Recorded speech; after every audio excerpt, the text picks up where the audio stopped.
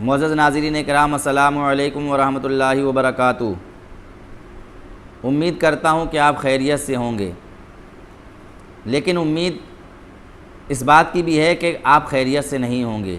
میں کیوں کہہ رہا ہوں کہ آپ خیریت سے نہیں ہوں گے؟ خیریت سے اس لیے نہیں ہوں گے کہ مسلمانوں کی تمام تر خیریت آقا کریم علیہ الصلاۃ والسلام کی ذات سے منسلک ہے، اور جب آقا کریم علیہ الصلاۃ والسلام کی ذات پر ہی حملے ہونے لگیں، ناموس رسالت پر ہی گستاخیاں ہونے لگیں، تو پھر مسلمان کوئی بھی خیریت سے نہیں رہ سکتا۔ دنیا کے کسی بھی کونے میں مسلمان رہتا ہو، جہاں بھی رہتا ہوگا وہیں بھی وہ بے چین ہو جائے گا، تڑپ جائے گا۔ اور آج کی جو ویڈیو میں آپ کو دکھانے والا ہوں، بے شک وہ ویڈیو ایسی ہی ہے کہ آپ کے دل میں اگر دھڑکتا ہوا دل ہے اور آپ ایک سچے اور پکے مسلمان ہیں اور عاشق رسول ہیں، تو آپ اس ویڈیو کو دیکھ کر کے بالکل بھی خیریت سے نہیں رہ سکتے۔ آج جس شخص نے آقا کریم علیہ الصلاۃ والسلام کی شان میں گستاخی کی اور جس طریقے کے الفاظ اور القابات سے حضور علیہ الصلاۃ والسلام کا نام لیا ہے، کوئی بھی مسلمان اسے سن کر کے اگر اس کے سینے میں دل دھڑکتا ہے تو وہ تھرا اٹھے گا، کانپ اٹھے گا۔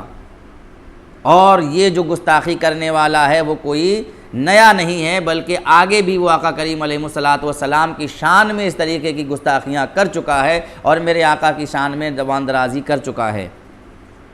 لیکن اس بار تو اس نے حد پار کی ہے، انتہا کا جاہلانہ اور انتہا کی غلاظت بھری اور گٹر جیسا منہ کھول کر کے آقا کریم علیہ الصلاۃ والسلام کی شان میں اس نے الفاظ کہے ہیں جو کسی بھی مسلمان کے لیے قابل قبول نہیں ہو سکتا ہے۔ اس سے پہلے اسے مفتی سلمان ازہری صاحب نے مباہلے کا چیلنج کیا تھا اور اسے دعوت دی تھی کہ اگر تو سچا ہے تو آ، ہم دونوں آگ میں کودتے ہیں، اور آگ میں کودنے کے بعد جو بچ جائے گا وہ سچا ہو جائے گا۔ لیکن یہ گٹر سے منہ کا، پیشاب پینے والا اور گوبر کھانے والا، یہ ان کی آواز پر اس وقت نہیں آ گیا اور چھپ کر کے بیٹھ گیا تھا۔ لیکن آج جب اسے موقع ملا اپنی سبھا میں تو اس نے آقا کریم علیہ الصلاۃ والسلام کی شان میں اس طریقے کے گندے اور نازیبا الفاظ کہے ہیں کہ مسلمانوں کا خون کھول جانے والی بات ہے، اور یہ دانستہ طور پر ایسا کرایا جا رہا ہے، اور جو کرانے والے ہیں اس کے پیچھے جو اس کو سپورٹ کرنے والے ہیں، مسلمان ان کو اچھی طرح خوب جانتا ہے۔ پہلے آپ حضرات اس کی یہ ویڈیو دیکھیں، پھر اس پر آگے تبصرہ کرتے ہیں۔ اب تو ایسے اپرادھی پیدا ہو گئے ہیں جن کے سامنے راوڑ کا کوئی استعمال نہیں ہے۔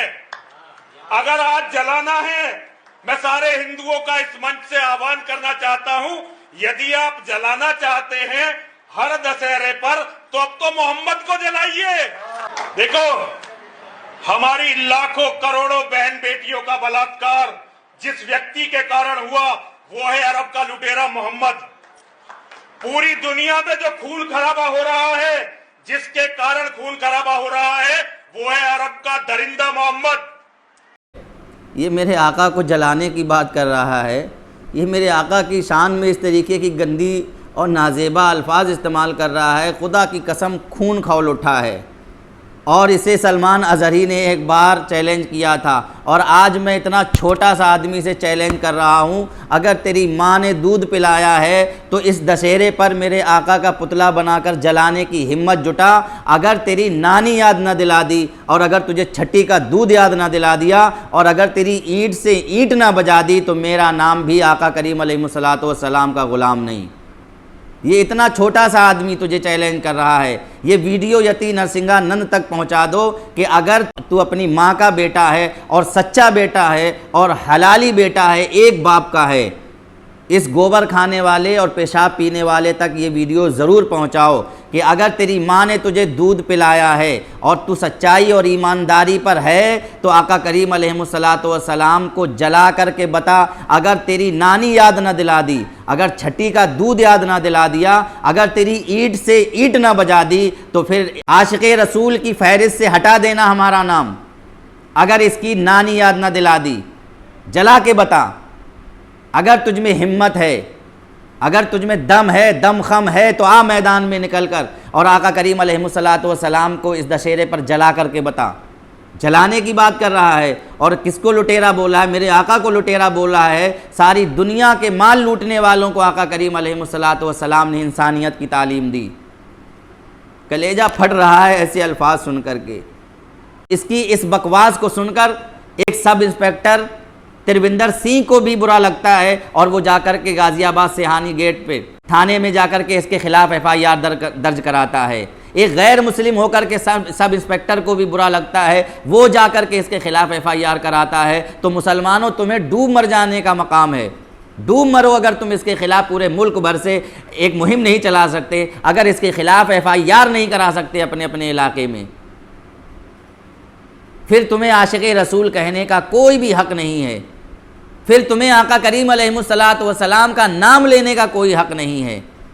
کیا تم نے نہیں سنا حضرت امام مالک کا وہ قول کہ جب ان سے پوچھا گیا کہ اگر آقا کریم علیہ الصلوۃ کی شان میں گستاخی ہو رہی ہو اور امت زندہ ہو اور وہ کچھ نہ کر سکے تو پھر اسے کیا کرنا چاہیے؟ تو امام مالک نے کہا پھر ایسی امت کو مر جانا چاہیے، ایسی امت کو ختم ہو جانا چاہیے۔ کہاں گیا تمہارا عشق رسول اور کہاں گئی تمہاری محبت آقا کریم علیہ الصلوۃ؟